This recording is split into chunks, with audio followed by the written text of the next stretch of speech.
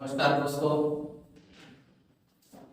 YouTube channel सेवा bio classes में सभी भैया बहनों का हार्दिक स्वागत है। आज हम लोग पिछली क्लास में हमने अध्ययन किया था 12th क्लास की जो बुक है आपकी एनसीईआरटी, पहला चैप्टर है आपका जीवों में जनन, रिप्रोडक्शन इन ऑर्गेनिज्म। तो रिप्रोडक्शन के अंतर्गत हम लोग पढ़ लिए थे। पिछली वीडियो में आप लोगों ने देखा होगा, नहीं देखा है तो डिस्क्रिप्शन बॉक्स में आपके लिए लिंक दी गई है, वहां से देख सकते हैं। और टॉपिक जो था वो था विखंडन से। आइए हम लोग विखंडन में हमने बाइनरी फिजन पढ़ा था, तो ध्यान रखें विखंडन जिसको हम लोग कहते हैं विखंडन, विखंडन को कहते हैं फिजन। और फिजन दो प्रकार से हमने पढ़ा। पहला है द्विविभाजन जिसको हम कहते हैं बाइनरी फिजन, और दूसरा पढ़ा था बहुविखंडन। तो बाइनरी फिजन को हमने पिछले में डिफाइन कर दिया है। आप लोग ध्यान रखें कि बाइनरी फिजन भी कितने प्रकार का है। तो बाइनरी फिजन जो है वो आपका 3 टाइप का है। यहाँ ध्यान रखें, पहला टाइप है सरल द्विविभाजन। सरल द्विविभाजन जिसको हम लोग कहते हैं सिंपल बाइनरी फिजन। दूसरा है टाइप लंबवत द्विविभाजन, लॉन्गिट्यूडनल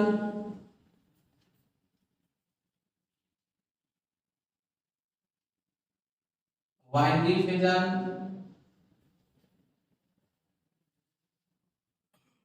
और तीसरा है आपका अनुप्रस्थ द्विविभाजन, ट्रांसवर्स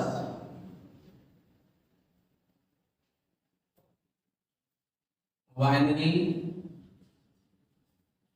फिजन। ध्यान रखें 3 प्रकार का द्विविभाजन हो गया। बाइनरी फिजन के 3 प्रकार हैं, सरल द्विविभाजन, लंबवत द्विविभाजन और अनुप्रस्थ द्विविभाजन। देखिए सरल द्विविभाजन आपको ध्यान रखना है कि ये अनियमित आकार के जीवों में पाया जाता है, और जिसमें आप लोगों को मैंने बताया था जैसे अमीबा है, ये हम लोग देख लेते हैं फिर से। ये अमीबा आप लोगों ने पढ़ा होगा, और अमीबा के अंदर जो भी साइटोप्लाज्म है इसमें एक फॉर्म बन जाएगी, गर्त बन जाएगा, और ये गर्त के पश्चात आप लोग ध्यान रखेंगे फॉर्म के पश्चात ये गर्त जो है बहुत ही नजदीक आ जाएगा, और नजदीक आने के पश्चात ये अमीबा जो है 2 संतति कोशिकाओं का निर्माण कर लेगा। ठीक है, ये अमीबा जो है 2 संतति कोशिकाएं बना के ऑफ स्प्रिंग बना के तैयार कर देगा। ये देखिए अमीबे बन गए, 2 अमीबे बन के तैयार हो गए, संतत अमीबी। ठीक है, तो ये सरल द्विविभाजन का एक उदाहरण है। अमीबा में सरल द्विविभाजन की प्रोसेस जो है वो आप लोगों को देखने को मिलेगी। यहाँ लिख देते हैं हम लोग संतति अमीबी। ठीक है, सरल द्विविभाजन। लंबवत, जब कोई जीव है लॉन्गिट्यूडनल, देखिए ये मान लिया किसी जीव है और जब इसमें विभाजन यहाँ से लंबवत हो तो ये इस प्रकार का जो है वो यूग्लिना में मिलेगा। यूग्लिना आप लोगों ने बनाया होगा, देखिए यूग्लिना जो है इस प्रकार की संरचना में रहता है, देखिए, और यूग्लिना में एक फ्लैजेलम पाया जाता है। आप लोगों को मालूम है यूग्लिना में क्या पाया जाता है, फ्लैजेलम पाया जाता है। इस प्रकार से पायरिनॉइड्स मिलते हैं। तो जो फ्लैजेलम है, इस फ्लैजेलम के कारण, कसाव के कारण, याद रखें ये कसाव है जिसको फ्लैजेला कहते हैं, और ये है आपका यूग्लिना।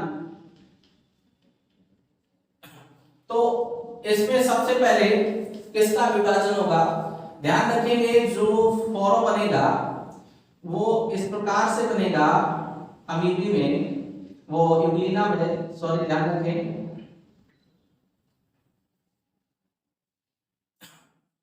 कि ये दो भागों में विभाजित हो जाएगा।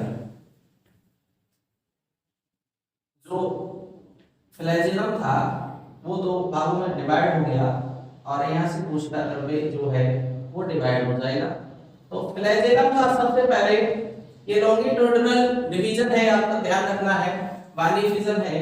और ये फ्लैजेलम जो है, दो फ्लैजेलम हो गए यहाँ पर, एक कसावीय हो गया, कसाव का विभाजन हुआ सबसे पहले, और कसाव का विभाजन होने के पश्चात ये जाकर दो बना के तैयार कर देगा, दो अमीनी वो दो, सॉरी ध्यान रखें, यूग्लिना बना के तैयार कर देगा।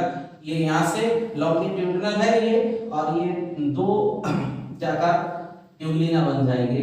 तो आप ध्यान रखेंगे दो यूग्लिना बन गए हैं इस प्रकार से यहाँ पर।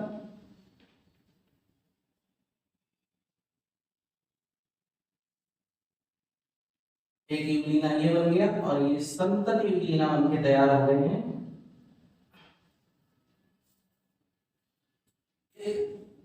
संतति,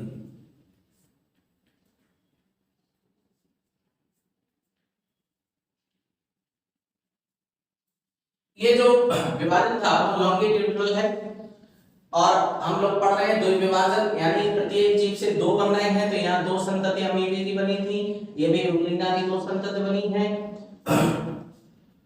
इसके बाद अनुप्रस्थ द्विविभाजन में आप लोग ध्यान रखेंगे कि जो अनुप्रस्थ द्विविभाजन है, अनुप्रस्थ द्विविभाजन क्या है, तो आपको मालूम होगा अनुप्रस्थ द्विविभाजन जो है, अनुप्रस्थ विभाजन किसे कहते हैं, ट्रांसवर्स सेक्शन आप लोगों ने काटी होगी, और नहीं काटी तो ध्यान रखें, जब किसी भी जीव को इस प्रकार से क्षैतिज काटते हैं तो वो अनुप्रस्थ कहलाता है।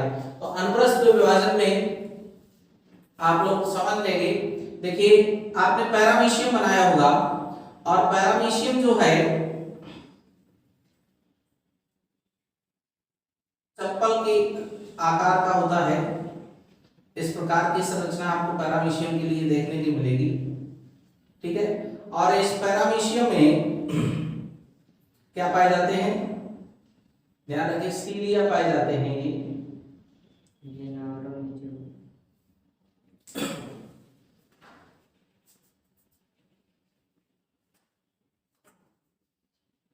आप लोगों ने ये नोट कर लिया होगा। देखिए हम लोग यहाँ पर अनुप्रस्थ ट्रांसवर्स बाइफिजन की यदि बात करते हैं, तो ट्रांसवर्स बाइफिजन में देखिए ध्यान रखेंगे पैरामीशियम, पैरामीशियम आप लोगों ने बनाया होगा, चप्पल की आकृति की संरचना को होता है ये,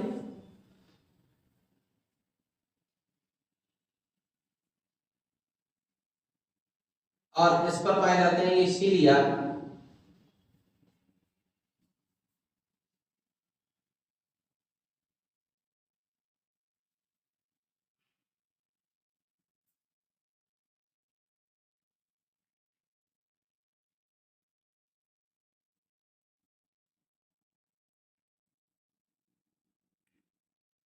और सीलिया पाए जाते हैं, तो इसमें विभाजन होगा, किस प्रकार से विभाजन होगा, तो आप लोगों को ध्यान रखना है, ये ट्रांसवर्स सेक्शन हो जाएगा इसका, और ये बीच में जाकर विभाजित हो जाएगा। ये पैरामीशियम जो है बीच में से विभाजित हो जाएगा, देखिए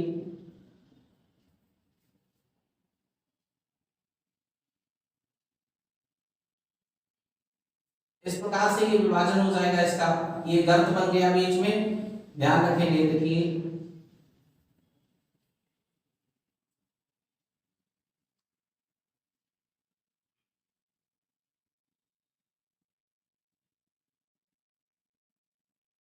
और ये गर्त जो है वो टूट जाएगा यहाँ से, और 2 संतति पैरामीशियम बना के तैयार कर देगा। आप लोग ध्यान रखेंगे इस प्रकार से 2 संतति पैरामीशियम बन जाएंगे। एक ई बन गया है और दूसरा यहीं पर हम लोग बना देते हैं। देखिए इनको हम लोग कह देंगे संतति। ध्यान रखेंगे इस प्रकार से, थोड़ा आप लोगों को समझ में आ जाए कि ये संतति of Springer paramecium.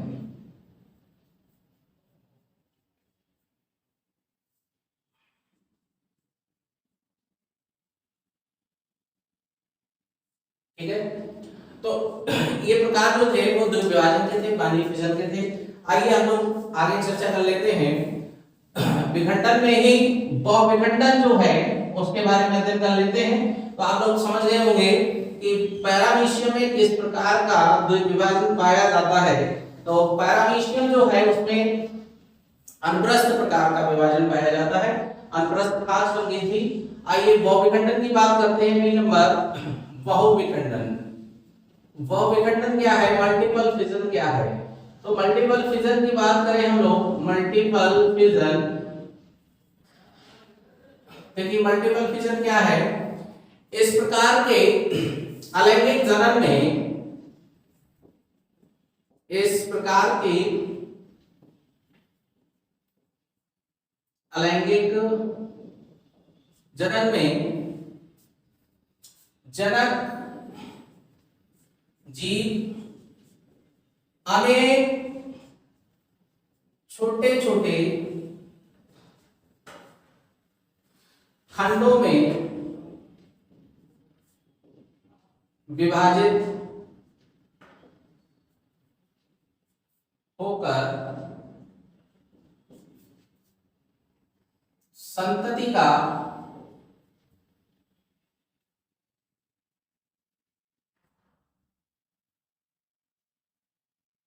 Of spring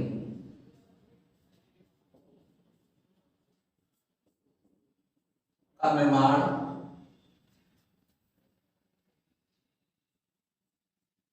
करते हैं।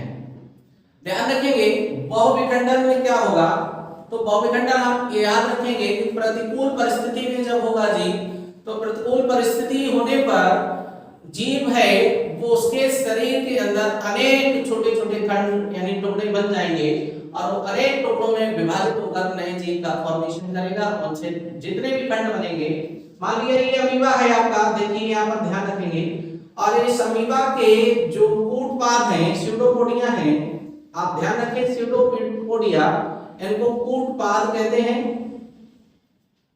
कूटपाद या पादा, स्यूडोपोडिया। ये स्यूडोपोडिया समाप्त हो जाएंगे और समाप्त होने के पश्चात ये बिल्कुल गोल संरचना में आ जाएगा और ऐसी स्थिति में ये जो है इसको सिस्ट कहेंगे, ये सिस्ट बना के तैयार कर देगा और अनेक अंदर छोटे छोटे अमीबी के खंड बन जाएंगे इस प्रकार से। और ये खंड बनकर अमीबी जब है, ये पुटी भवन हो गया इसका, और ये जो सिस्ट है वो टूट जाएगी, फट जाएगी और नए अमीबी बनके इस प्रकार से कई अमीबी, संतत अमीबी बनके तैयार हो जाएंगे। ये नए अमीबी बनके तैयार हो गए, ये संतत अमीबी है, संतान अमीबी है। ठीक है, तो उदाहरण में आप लोग याद कर लेंगे, अमीबा भी है, अमीबा और प्लाज्मोडियम। प्लाज्मोडियम नोट पॉइंट यहां ध्यान रखें, प्लाज्मोडियम जिसको मलेरिया परजीवी कहते हैं, मलेरिया परजीवी, जिससे मलेरिया रोग हो जाता है। तो जो लोग तैयारी कर रहे हैं उनके लिए भी यहां साथ साथ ध्यान रखना है कि बहुत ही इंपॉर्टेंट क्वेश्चन आ जाते हैं कभी कभी। तैयारी भी करते रहिए आप लोग, साथ में नीट की तैयारी कर रहे हो या ऑल कॉम्पिटिटिव जो तैयारी कर रहे हैं, एग्जाम देने वाले हैं, उनके लिए भी बहुत महत्वपूर्ण जानकारी है कि पूछ लिया जाता है कि जो मलेरिया डिसीज है वो किससे फैलता है। तो फैलने के लिए तो फीमेल एनाफिलिस है, मच्छर है, तो वो जाके एक दूसरे बाहर का कार्य करती है, वेक्टर का कार्य करती है। जब तक किसके द्वारा होता है तो आपसे पूछा जाएगा, तो प्लाज्मोडियम। प्लाज्मोडियम आप लोग याद रखें कि प्लाज्मोडियम मलेरिया रोग जो प्लाज्मोडियम प्रोटोजोवन के कारण होता है, ये प्रोटोजोवन है, ये ध्यान रखेंगे। चलिए बॉब विखंडन समाप्त हुआ। बॉब विखंडन के बाद हमने आपको टाइप लिखे थे, वो टाइप आप लोग ध्यान रखेंगे कि टाइप क्या क्या है। तो अगला जो टाइप है असेक्सुअल रिप्रोडक्शन का, वो आपका क्या है ध्यान रखेंगे, मोकुलम, बडिंग। बडिंग किसे कहते हैं? बडिंग। आइए मोकुलम के बारे में हम लोग चर्चा कर लेते हैं। बड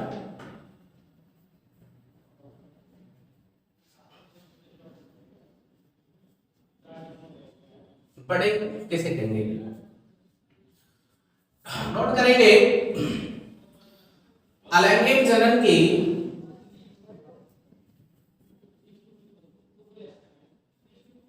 ऐसी विधि जिसमें जनक जीव से अनुकूल परिस्थिति में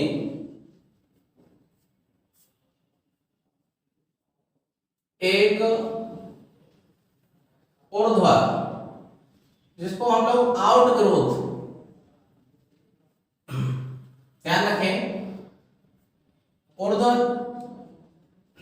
निकल आता है, जिसे मुकुल, बड कहते हैं। आप लोग ध्यान रखिएगा कि अलैंगिक जनन की ऐसी विधि जिसमें जनक जीव से अनुकूल परिस्थिति में एक ऊर्ध्व निकल आता है, जिसे मुकुल कहते हैं, और इस प्रक्रिया को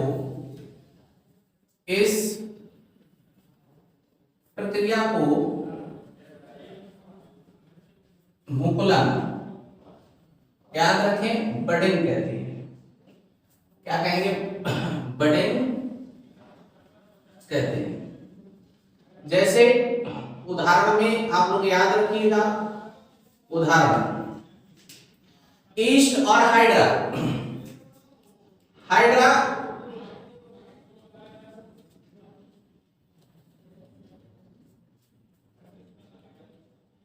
ईस्ट, ईस्ट को खमीर कहते हैं हम लोग, देखिए नोट कर लें।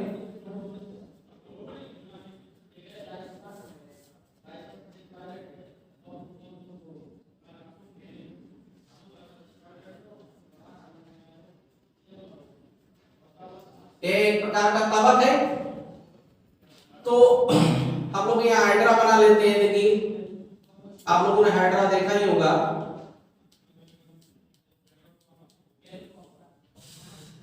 इस प्रकार की संरचना में जो हाइड्रा है, इसके टेंटिकल्स ये निकले रहते हैं विभिन्न प्रकार के, ये स्पर्शक कहलाते हैं, टेंटिकल्स। ये हाइड्रा हो गया, और ये पेरेंटल हाइड्रा है, जनक है ये, आप ध्यान रखें।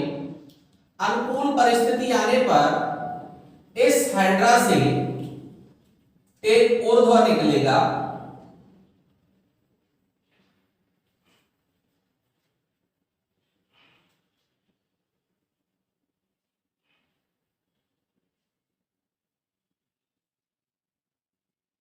हम यहां पर ऊर्ध्वा निकाल देते हैं। देखिए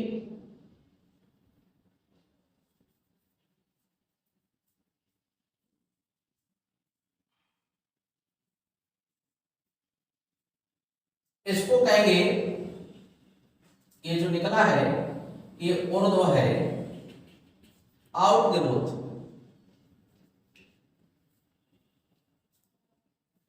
और जब ये आउट ग्रोथ जो है, आप लोग ध्यान रखेंगे, इस मात्र कोशिका से कुछ समय पश्चात अलग हो जाएगी, और अलग होने के पश्चात ये, ध्यान रखें, क्या बना देगी?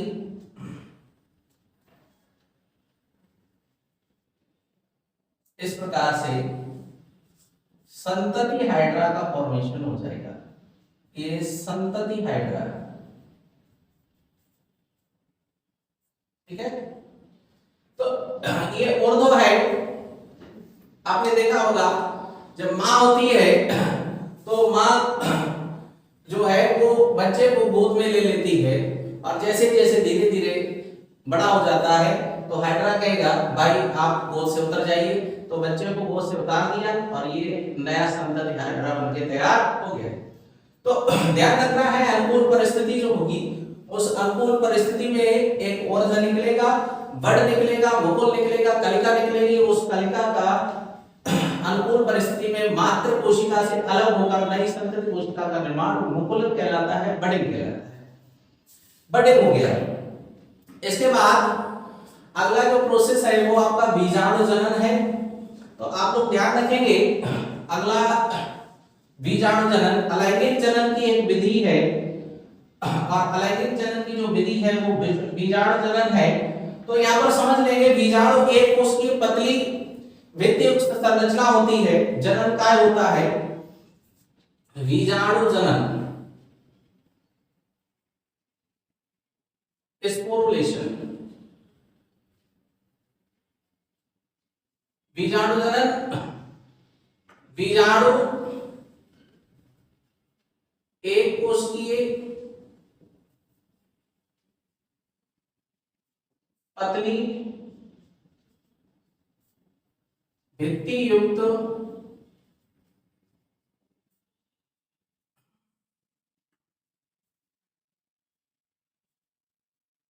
जननकाय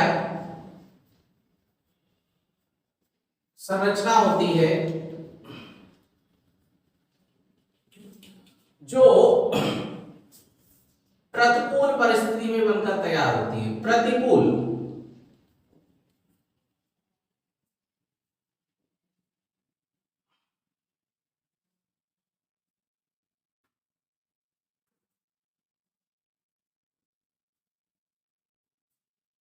यानी प्रतिकूल परिस्थिति में ये बनके तैयार हो जाती है। जैसे ही मातृ कोशिका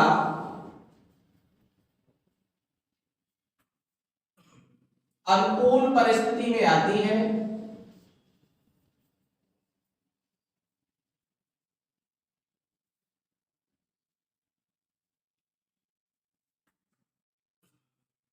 तो ये बीजाणु जनक कोशिका से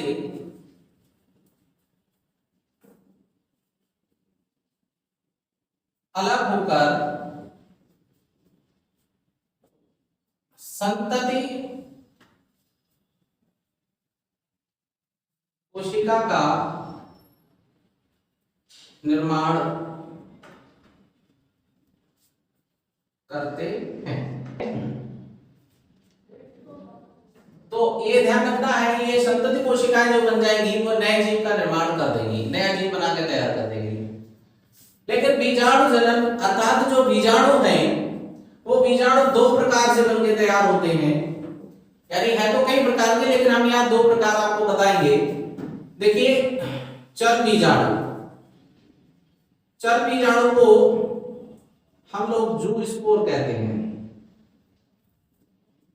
जू स्पोर, इनमें कशार उपस्थित होता है, इनमें क्या पाया जाता है, कशार पाया जाता है, जिसके कारण ये चल होते हैं।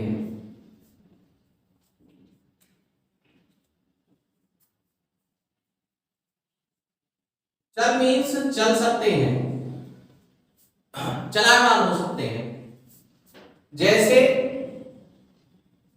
याद रखें, क्लेमाइडोमोनास, यूरोथ्रिक्स एंड क्लेमाइडोमोनास।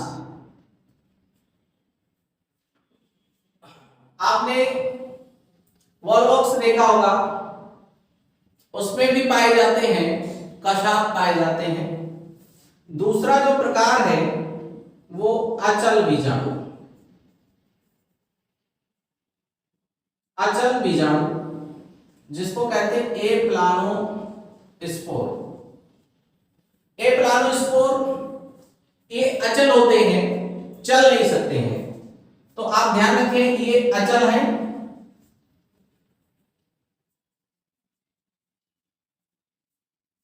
अचल होते हैं, एक जगह पर स्थिर होते हैं, ये चल नहीं सकते हैं, जैसे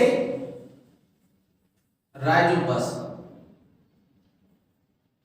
ठीक है, तो बीजाणु जनन आप लोगों को समझ में आया होगा।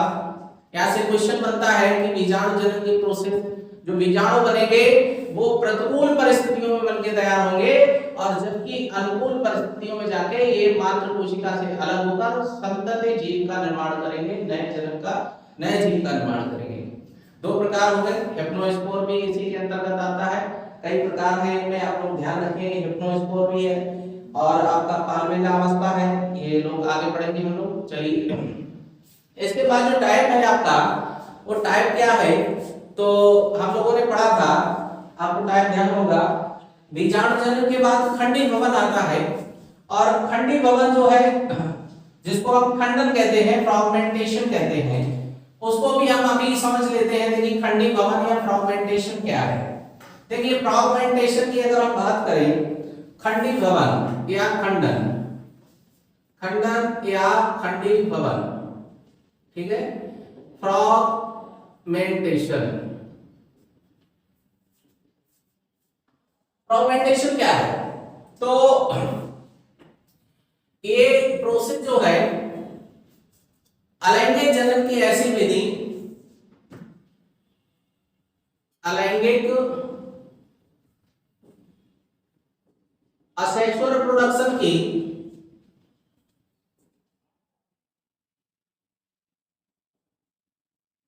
ऐसी विधि जिसमें मातृ कोशिका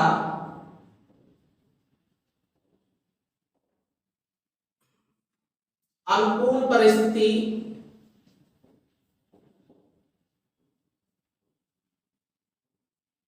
आने पर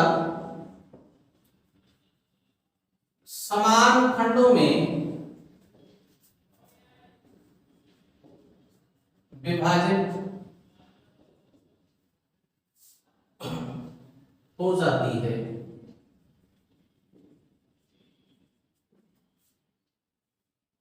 खंडन या खंडी भवन कहलाता है।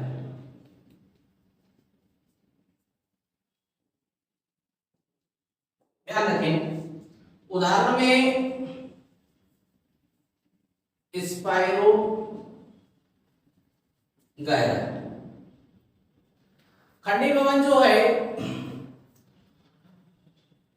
प्रोसेस खंडी भवन की, आप लोगों ने स्पाइरो गायरा देखा होगा, इस प्रकार से संरचना स्पाइरो गायरा की पाई जाती है, बनाया होगा, ये स्पाइरो गायरा है आपका। और इसमें क्या होगा, अनुकूल परिस्थिति आने पर प्रत्येक कोशिका से, यहां से, यहां से, यहां से जितने भी खंड हो गए हैं, वो आपका क्या बना देगा, स्पाइरो गायरा, संतति स्पाइरो गायरा बना के तैयार कर देगा। ये ध्यान रखना है।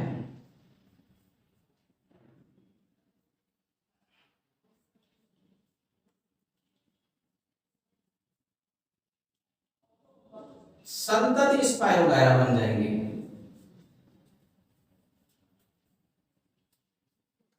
तो संतति स्पाइरो गायरा जो बन के तैयार हो जाएंगे, लेकिन आप लोग याद रखें कि ये अधिकतर पौधों में पाए, प्लांट्स में जो पौधे हैं निम्नकोटि के, निम्न श्रेणी के प्लांट्स हैं, उनमें ये प्रोसेस अधिकतर पाई जाती है। और याद रखना है कि प्रत्येक सेल से नई जीव का निर्माण होगा, नया जीव बनके तैयार होगा अलैंगिक खंडी भवन में। ये तो खंडी भवन हो गया। इसके बाद जो नेक्स्ट टॉपिक है आपका, वो रीजनरेशन है, पुनरुद्भवन है। और पुनरुद्भवन भी हम लोग यहाँ पर अभी फिनिश कर देते हैं, 1 मिनट लगेगा। पुनरुद्भवन क्या है, तो आइए पुनरुद्भवन के बारे में, ये भी अलैंगिक जनन की एक प्रोसेस है, इसको भी हम पढ़ लेते हैं। देखिए पुनरुद्भवन, रीजनरेशन,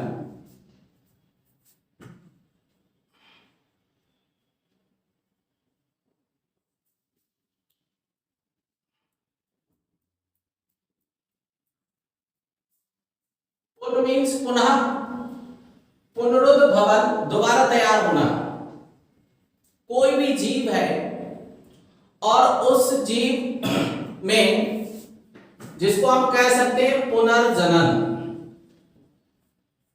पुनर्जनन यानी अलैंगिक जनन की ऐसी विधि जिसमें किसी भी जीव का काटकर अगर शरीर अलग कर दिया जाए और उससे नए जीव का निर्माण हो जाए, उसे हम पुनरुद्भवन, रीजनरेशन कहेंगे। आप लोगों ने प्लैनेरिया जीव जो है, प्लैनेरिया को देखा होगा, और ये प्लैनेरिया हम लोग बना देते हैं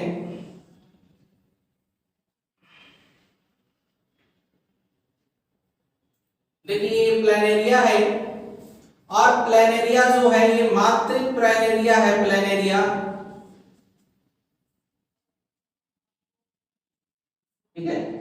इसको हमने 3 भागों में डिवाइड कर दिया, तो यहां से और यहां से और यहां से 3 प्लैनेरिया आपके संतति प्लैनेरिया बनके तैयार हो जाएंगे।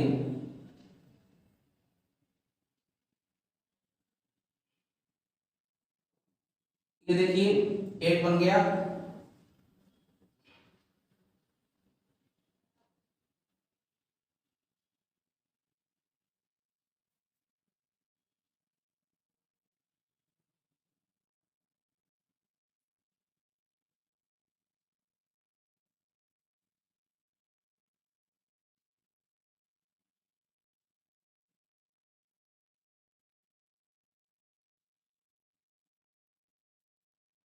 ये संतति प्लैनेरिया बनके तैयार हो गए हैं, ऑफ स्प्रिंग प्लैनेरिया, ठीक है। तो अगर किसी जीव का कोई अंग डैमेज हो जाता है इस प्रकार से, तो उसमें पुनर्जनन हो जाता है, नए प्लैनेरिया यानी नए जीव का फॉर्मेशन जो है वो रीजनरेशन कहलाता है, पुनरुद्भवन कहलाता है। तो ये अलैंगिक जनन की जो मुख्य विधियां थी उनके बारे में हम लोगों ने अध्ययन किया है। यहाँ पर देखिए क्लियर कर दें कि खंडी भवन में कभी-कभी और पुनरुद्भवन में अंतर पूछ लिया जाता है। तो पुनरुद्भवन की प्रत्येक सेल से नई कोशिका से, प्रत्येक कोशिका से नए जीव का फॉर्मेशन नहीं हो सकता है। कुछ ही कोशिका जो है वो नए जीव का फॉर्मेशन कर सकती है, नए ऑर्गेनिज्म बना सकती है। जबकि खंडी भवन में आप लोग ध्यान रखेंगे कि प्रत्येक सेल से नए जीव का निर्माण हो सकता है, नया जीव बन सकता है। अगला जो टॉपिक है आपका वो कायिक जनन है, और कायिक जनन वेजिटेटिव रिप्रोडक्शन के साथ हम लोग अगले टॉपिक अगले वीडियोस में डिस्कशन करेंगे। हम लोग अगला वीडियो आप लोग देखेंगे, उसमें वेजिटेटिव रिप्रोडक्शन जो है उसके साथ हम लोग उपस्थित होंगे। तब तक के लिए जय हिंद।